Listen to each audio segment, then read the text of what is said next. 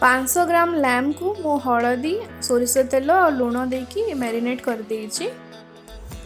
Pressure cooker रे सोरिष तेल और छोट छोट पियाज काटिके पकईछि गोटे सुखिला लंका।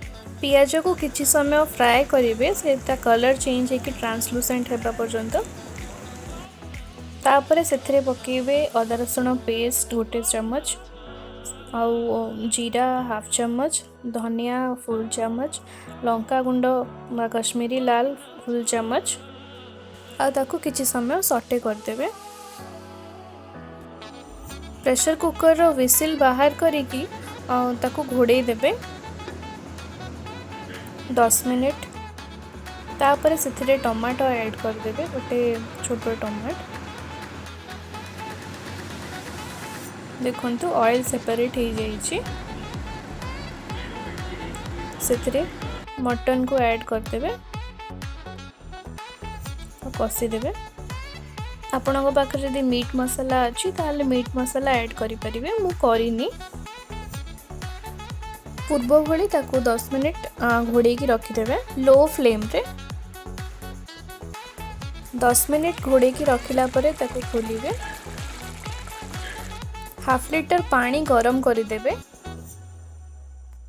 गरम पानी को लेकिन मटन रे ऐड करदेबे झोल पाई और से आलू ऐड करदेबे। गरम मसाला सिल देकी प्रेशर कुकर को बंद करदेबे और ताकू पाखापाखि 4-5टा सीटी।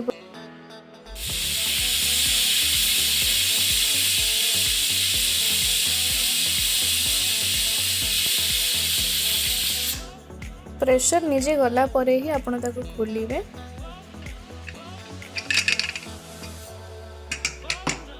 देखो तो हो जाइए मटन।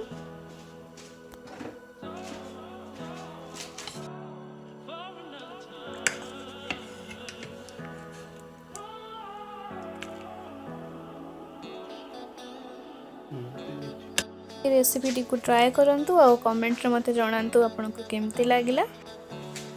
आज वीडियो रे बस एतिकी।